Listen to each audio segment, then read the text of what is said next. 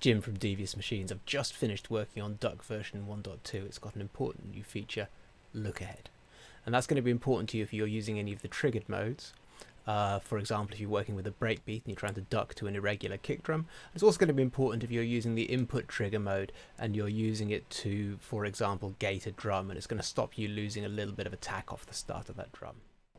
So let me just show you quickly how it works. You'll find that in the trigger mode settings panel, in both sidechain and plug-in inputs, you've now got an additional Lookahead option here, and in MIDI mode you've also got Lookahead.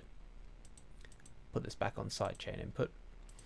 I'll play you the bass line now without duck, then with duck with the Lookahead turned off, and then we'll see how it cleans up when we turn on the Lookahead.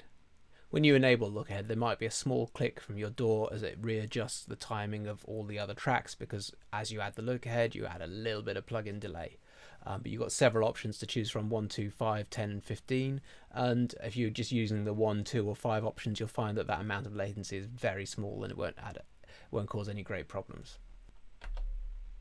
Here's the track without duck.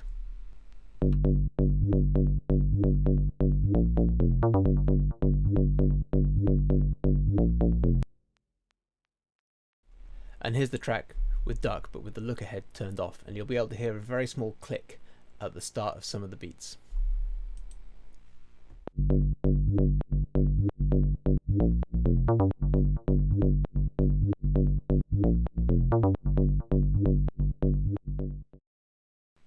I'll turn on Lookahead.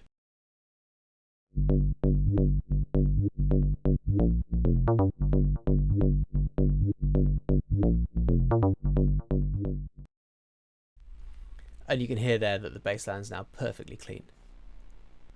So that's it. Duck version 1.2, now with Lookahead.